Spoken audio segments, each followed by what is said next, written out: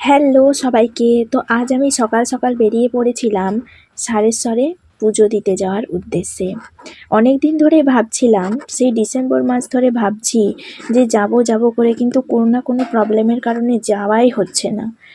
হয় আমার এই বান্ধবীটার কোনো প্রবলেম হয়ে যাচ্ছে, নয়তো আমার কোনো প্রবলেম হয়ে যাচ্ছে।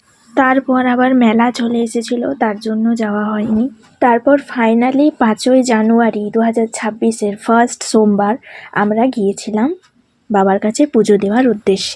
আগে থেকে কিছু ঠিকঠাক থাকেনি। রবিবার সন্ধেবেলায় আমরা ডিসাইড করলাম যে চল তাহলে সোমবার কালকে যাওয়া যাক।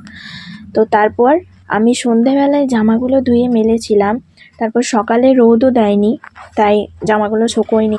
তারপর হেয়ার ড্রায়ার দিয়ে জামা শুকিয়ে তারপর আমি গিয়েছি। আচ্ছা, তোমরা কারা কারা তাড়াহুড়োর টাইমে এরকম ট্রিক্সটা কাজে লাগাও, সেটা কিন্তু আমাকে অবশ্যই জানিও। অনেকটাই লেট হয়ে গিয়েছিল সেই কারণে যেতে আমাদের, আর আমরা সাইকেলে করে গিয়েছিলাম। ফার্স্ট টাইম দুজনে এরকম একা একা সাইকেলে গিয়েছি। এর আগে যতবারই সাইকেলে গিয়েছি ততবারই বাবার সাথে গিয়েছি, কিন্তু প্রথমবার আমি একা একা গিয়েছি। ও রাস্তা জানতো না, আমি নিয়ে গিয়েছিলাম ওকে।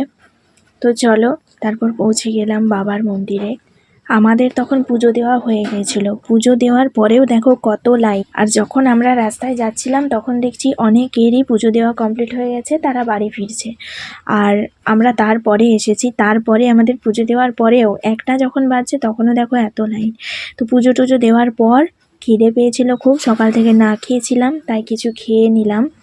আর বাবার কাছে গেলে ফিলিংসটা অন্যরকমই হয়। আমি তো আজকে কেঁদে ফেলেছিলাম, যে চোখের জলটা ধরে রাখতে পারিনি। খুব কষ্ট হচ্ছিল, জানি না কেন।